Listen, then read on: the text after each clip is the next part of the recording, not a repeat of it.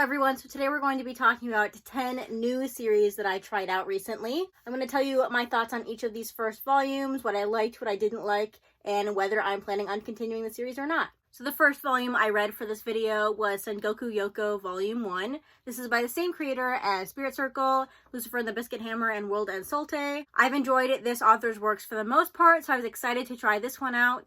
It follows two siblings who are monsters, and they join up with this swordmaster to fight other monsters to protect humans. Honestly, this first volume was super info dumpy. It told you everything that was going on, but there was just way too much of it at once, and I only read about half of this volume before giving up. All the info dumps just made my eyes glaze over, and I didn't care what was happening. It is a very typical monster fighting manga. I didn't care about the characters or the spirit power-ups or whatever was going on. The setting wasn't that interesting, and it didn't explore, so far anyway, any of the interesting themes and topics that this author's other works do, so that was disappointing. And like I said, I couldn't even finish this volume, so obviously I'm not continuing. I'm definitely disappointed, and I have heard it gets better, but if I can't even get through the first volume when that's supposed to be the most intriguing part, then I don't know what to say. I'm not going to read anymore. Even if I forced myself to read this first volume, I highly doubt I would have been intrigued enough to read the second volume. I did kind of skim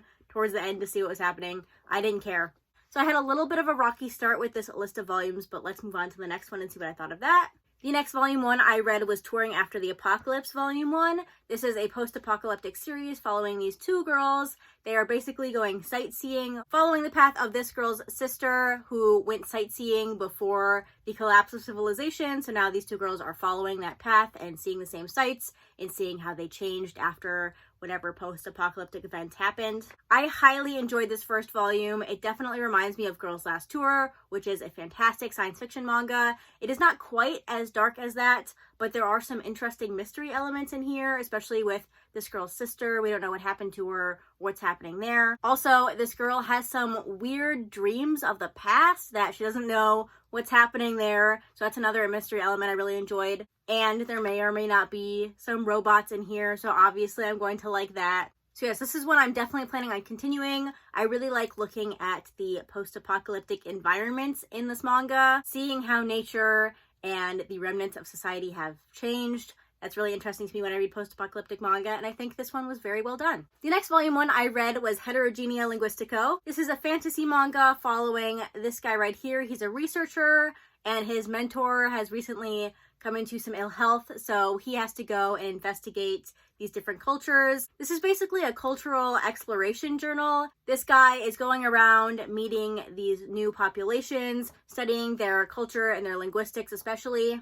All of the different creatures have different ways of speaking, especially because they all have different anatomy. So there are like wolf people in here, there are lizard people, there are harpies, and all of these creatures have different ways of talking. So our main guy here has to figure out what the heck they're saying and how to communicate with them. So I definitely enjoyed this manga. I think it's because when I was in college, my minors were anthropology and linguistics, and that's exactly what this is. So it was definitely fascinating to me. My only problem here is I don't know if I want to collect it. These volumes are pretty expensive at $15 per volume, and I'm not sure there's a lot of rereadability for me here. So I might see if I can get my library to collect it, and if I can, then I'll read it there. If not, then I will collect it and read more of it because I definitely highly enjoyed it. I'd like to see what other interesting creatures are present in this world and how they speak, what kind of habits they have. So yeah, another one I enjoyed for sure. And the next volume one I read is Demons of the Shadow Realm. This is by the same creator as Full Metal Alchemist, Silver Spoon, and The Heroic Legend of Arslan. Obviously, I highly enjoy all of those, so I was definitely interested in this one when I saw it was coming out. This is a fantasy manga about two twins who are part of a prophecy. I'm not sure they know that, but they are part of a prophecy. However, one of them is locked up for some reason. So they are living their lives until one day intruders enter the village, and everything this guy knows basically goes up in smoke. He doesn't know who he is anymore. He doesn't know who his twin is anymore. And he basically leaves the village to try to figure this out. That sounds pretty generic, but I had a really fun time with this. There's some really interesting demon powers in here. The demons are kind of teamed up, or there are two demons and they're linked and they have complementing powers, so I don't think one can do anything without the other one. I will also say, without giving any spoilers away, the intruders of the village are very interesting and unique. I'm not going to say anything else than that, but I don't think I've seen anything like that before. I'm definitely interested in continuing this. However, I don't think I will read these volumes as they come out just because it's very action-packed. I will definitely forget things if I read them as volumes are released, so I will probably just wait until a few volumes have stacked up or the series is completed, and then I will read the whole thing. But I am definitely interested in continuing. This should be another fantastic series by this author. The next volume one I read is The Valiant Must Fall. This is by the same author as Gunslinger Girl. That's pretty much the only reason I picked it up. This is about a former samurai who was on the losing side of a war. This is a real historical war. Unfortunately, I don't have the historical context in my immediate knowledge. It does talk a lot about that historical context. But anyway, this samurai survived the war, but he really feels like he has no purpose now. So he's pretty much on a mission to die until he meets this girl on the front who is immortal, and she is trying to kill her mother, and she convinces him to help her with that mission. Like I said, this is a very heavily historical manga. There is a whole thing in the back that basically tells you about the history of what's going on. I don't think it was necessary to enjoy this manga. It didn't affect my reading experience that much. I did feel like this was just a tiny bit fast-paced, and it feels like it could be a shorter series. I'm not sure, just because this first volume was so fast-paced. We got through a lot of the conflicts and the goals that the characters have. We went through a lot of them, so unless there's some kind of twist, I'm not sure how many volumes this can go. Now, the only other thought I have about this is an absolutely beautiful release by Seven Seas. It has these really nice French flaps, if you can see. I really like the way that looks. And it has color pages in the front, and it's a very heavy book.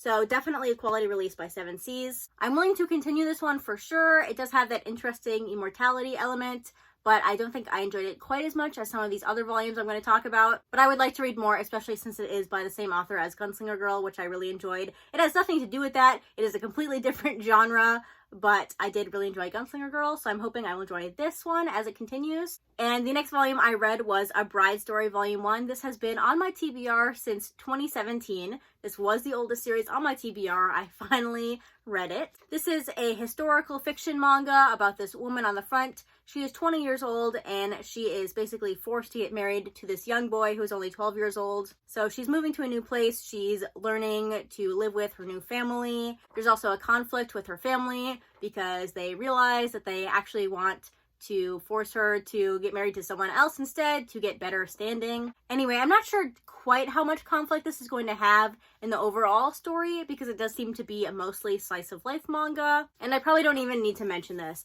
but obviously the art is absolutely gorgeous. Here's just one fantastic spread that you can see. There are many, many pages like this. You can see on the covers how highly detailed the art is. I have no idea how long it takes Kaoru Mori to draw one of these chapters, but it's incredibly detailed. I'm very impressed. But yeah, I wasn't sure what I was going to get out of this manga. I wasn't sure if I was going to enjoy it because I don't tend to do super great with historical manga. I can. It depends on the setting usually.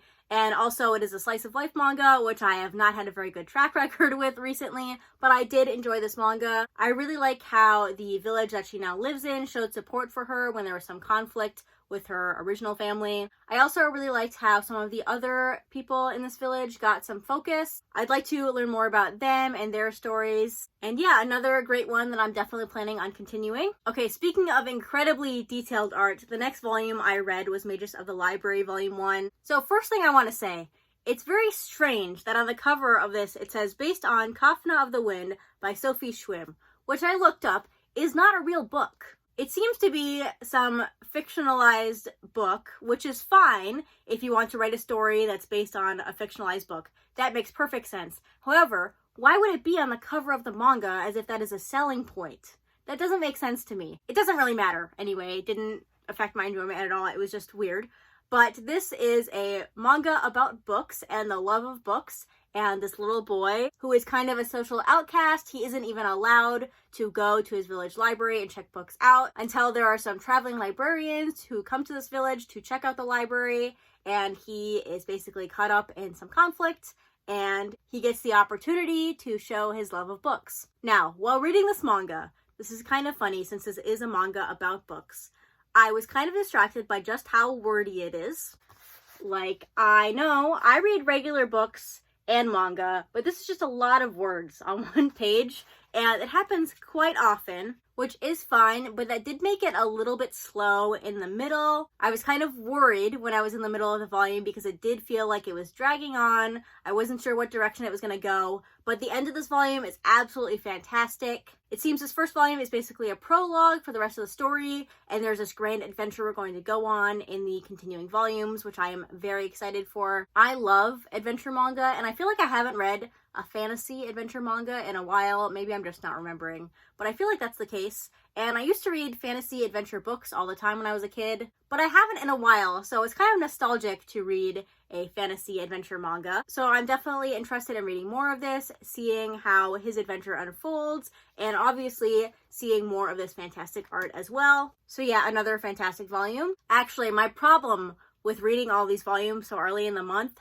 is that now I want to completely abandon my TBR for May and just read the rest of the series. I should have thought this through, but it's too late now. The next volume I read is Mobile Suit Gundam Thunderbolt Volume 1. So this volume definitely throws you right in the middle of this conflict. You have no idea what's happening. You're just thrown into all of these characters fighting each other in big robots in the middle of space, and there's no explanation. That is my biggest problem with this volume. I had no idea who these characters were, what was happening. I don't read the synopses before I start a volume. I don't want to know what's happening, which was definitely a problem here because I really couldn't tell. It took me until about halfway through the volume for me to figure out what the conflict was, so then I had to go back and figure out what characters are what and what side they're on and what's going on. And I don't know if I'm just reading too fast. I do think I do read too fast sometimes, but I did find it difficult to follow some of the action scenes as well. There are some parts where they have a diagram showing the action, and that makes sense to me, but trying to follow like these lasers in space and who's shooting them, and especially when they're all in giant robots, I can't read it. I can't figure it out. I don't know. This is when I call myself a bad manga reader because sometimes I feel like I'm bad at reading manga and I can't figure out what's happening. But anyway, this set up some interesting conflicts that I'm kind of interested in reading more about. But so far, unfortunately, I'm not incredibly impressed. In the last few months, I've been disliking so many of my friends' favorite manga that I feel like I have to make like a public apology. I'm not going to, but I feel like I should. But anyway, I have 3 volumes of this, so I'm going to read the next 2 volumes and I will decide if I'm going to continue. Right now, I'm leaning more towards I'm not going to continue, but since I do own those volumes, I'll read those and then make my final decision. I've heard also that you don't need any prior knowledge of Gundam to read this, but I feel like I was missing things because I don't know anything about Gundam. I've not watched a single episode of any of the anime. I haven't read any of the manga. I don't know anything. So I think that probably affected my enjoyment of this volume. But again, I'm going to read the 3 volumes I have, and then I will make my final decision on this one. Getting close to the end here, the next volume 1 I read was Witch Hat Atelier Volume 1. I read so many manga in this video with absolutely beautiful art, some of the best art in my collection, and I read like 3 or 4 manga with that art. It's absolutely beautiful. This is a fantasy manga about this little girl here. Through certain circumstances, she becomes an apprentice to this witch guy on the back there. And that's a very, very brief summary, but that's where we're at in this first volume. So I really enjoyed this volume. I'm sure many, many people have talked about this. I'm not going to go over it too much, but I do want to mention the paneling was the most interesting part of this volume for me, especially the parts where the characters interact with the panels, if that makes sense. It kind of feels magical, which is really great for a fantasy manga where there's lots of magic. To have the actual reading experience feel magical, it's very good, I guess. I'm going to try to show you what I mean, but let's look at this one down here. So we have the girl here. She's running up the stairs, which are part of the panel, and then she goes across the page into this next panel, and that's just ingenious to me. That's so awesome. There are some other parts where the characters are kind of leaning on the panel as if it's a table or a wall, and I don't know why. I don't think I've seen much of that before. I've seen a couple manga that break the fourth wall like that, but that was really well done for me. This was just a super fun manga. I'm definitely interested in reading more. Once again, I do feel like the pacing was just a tiny bit fast, but that could have been because I was so eager to read more that I just read it too quickly. But yes, this is definitely one of the best manga that I read in this video, and I'm very excited to read more volumes. I have all of them on my shelves, and this is when me buying all the volumes that are out at once is really helpful. But yeah, if I didn't have other series to be reading this month, then I would probably jump right into this one next. But I do have other things to read this month. So yes, let's talk about the next volume. The last volume I read for this video was volume 1 of Yokohama Karaishi Kiko. This is pretty much a classic slice of life manga. It's very quiet and cozy is how I would describe it. It follows this girl on the front here. She is an android and she basically runs a coffee shop because her owner has left her. We don't know why, and she is basically left in charge of the coffee shop. And we see her interact with the other characters who live around her. This is in a post-apocalyptic setting, so I think quite a big portion of the population has died out or disappeared. So we're basically following a character who cannot die and is forced to watch the end of humanity. At least I think that's where it could go. It could also do the opposite, where it takes a more optimistic approach and follows this character as she watches humanity make its return and bounce back. So I'm not sure which direction it's going to take right now. I will say I usually love post-apocalyptic settings. However, I feel like this one didn't do quite as much with that setting as I would have liked. And also the fact that she's a robot. Yes, there are a couple of chapters focusing on that, but I feel like, again, the author didn't do quite as much with that aspect of her as I would have liked. It doesn't really affect her too much in the grand scheme of things. I think we could explore that a lot more in the future. However, I might be biased because that is my favorite part about robot characters, is exploring like how that separates them from humanity and the troubles that they have and the trouble that humanity has with that, stuff like that. So if they don't explore that, I will be disappointed, but it's not an inherent flaw of the series. It's just my personal preference for manga with the setting. Anyway, it was definitely a nice read, a cozy read. I also really liked the very small mystery and fantastical elements that are in here. There are just a few little ones sprinkled in, but I definitely want to see more of that in the future. So not something I'm like begging for the next volume of, but I did enjoy it and I will continue it for sure. I put them in the order that I'm interested in continuing them, from most interested to least interested. The only one that I'm definitely not going to continue is Sengoku Yoko. So I would say this was pretty successful, definitely more successful than a lot of these try-a-volume videos go. So I would say Heterogenea Linguistico and everything above that, I highly enjoy it and I'm very eager to read more. Definitely going to continue these ones as well, and Sengoku Yoko exists. But yeah, if you've read any of these volume 1s, let me know what you thought of them down in the comments below. Otherwise, let me know what new series you tried out recently and what you thought of them. But yeah, that's gonna be it for this video. Thanks for watching, and I'll see you next time. Bye!